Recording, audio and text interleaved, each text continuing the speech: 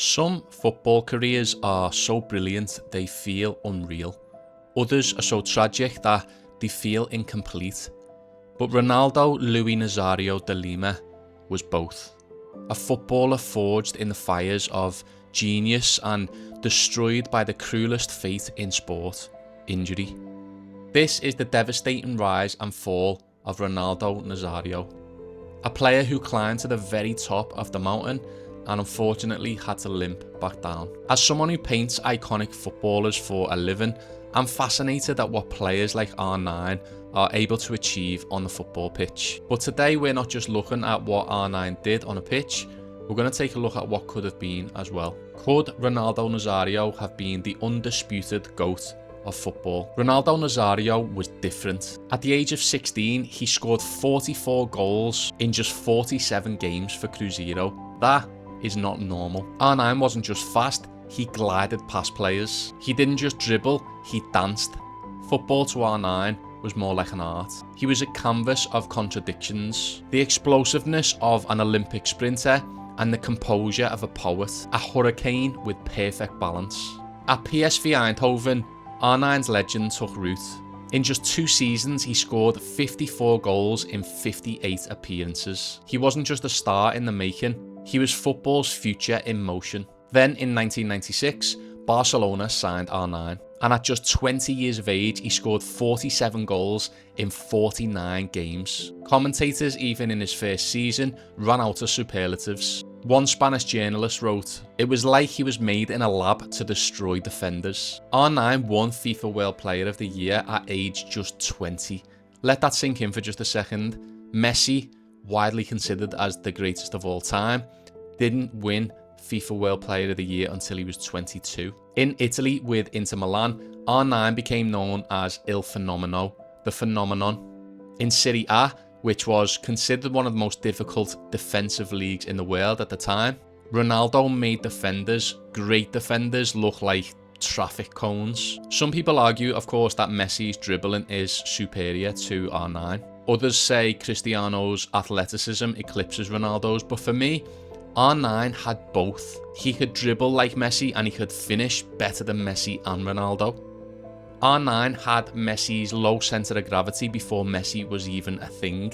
He seemed to have Maradona's vision and again Cristiano's explosiveness before Cristiano came on the scene. So let's take a look at some comparative numbers. Messi at age 21 scored 51 career goals in 140 appearances. Cristiano at 21 had scored 36 goals in 182 appearances. Even Zidane, one of the best of all time, at 21, wasn't a regular starter. Now let's take a look at Ronaldo's numbers at 21. R9 scored 167 goals in just 185 appearances. Those numbers are frightening. And of course we can say Messi and Cristiano played more wide, which they did, and in different areas and different positions completely. But if we can't compare him to the greatest of all time, then who can we compare R9 to? At 21 years of age, R9 was the best player on earth, and everybody knew it. But let's take the goals off the table.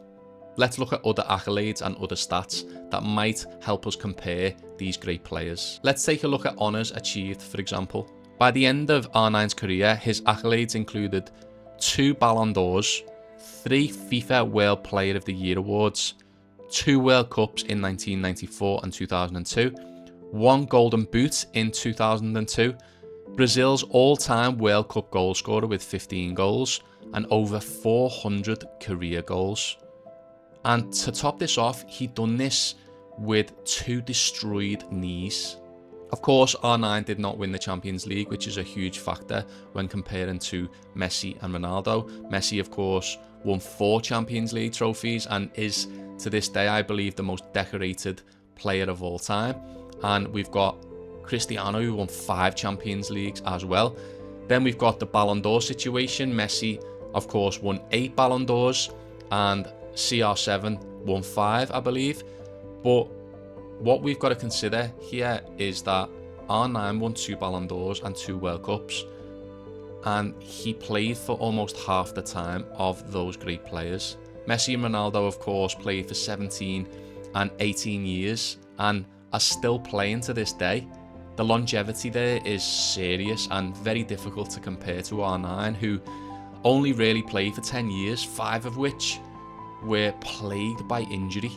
But when we take a look at what really stopped R9 from overtaking and topping that list of accolades and achievements, it is unfortunately injury that got in the way. In 1999, R9's knees give way, a rupture of the patella tendon. A year later, he returns, only for his knees to collapse again in just 6 minutes into his comeback. Same knee, same tendon, shattered. R9 didn't just get injured, he got deconstructed. But where most athletes fade in that situation, R9 didn't. He endured. In 2002, Korea and Japan, against all odds, Ronaldo Nazario returns. The world, of course, doubted. Doctors warned him not to play, but he silenced everyone, with 8 goals in 7 games in that World Cup campaign, including 2 goals in the final against Germany to win the World Cup, his 2nd World Cup for Brazil. Brazil's 5th World Cup, Ronaldo's. The Golden Boot, his. The redemption arc, legendary. But he was never the same player. He lost his acceleration, he lost his explosiveness. Don't get me wrong, he adapted, he used his positioning, his timing and his natural instinct as a goal scorer. But the art that he so beautifully created earlier in his career was slower now. But yet, he still delivered. Now let's ask the most important question.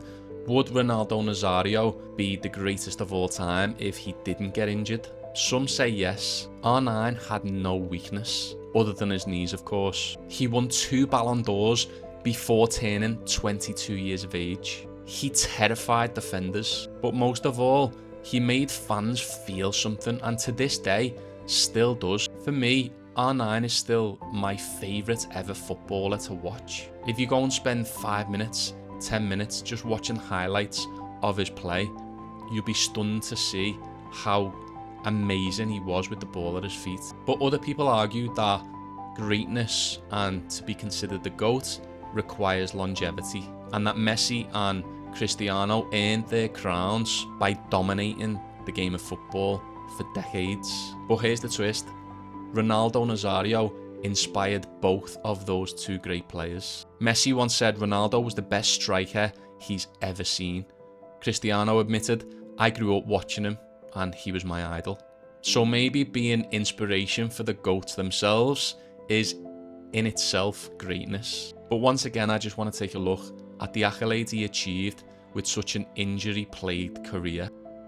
2 Ballon d'Ors, 3 FIFA World Player of the Year, 2 World Cups, 94 and 2002, 1 Golden Boot, Brazil's all-time World Cup top goal scorer, and over 400 career goals. And he did this with 2 destroyed knees. He did it in half the playing time of Cristiano and Messi, and he did it by being injured for half of that career also. Stats like this really make you wonder, doesn't it? Ronaldo, to me, wasn't just a footballer, he was an icon, and he was an artist. His medium was just a pair of Nike Mercurials, and his canvas was obviously the football pitch. As an artist myself, I don't just see him as a player, I see him more as a muse, a symbol of what it means to create beauty in the face of pain.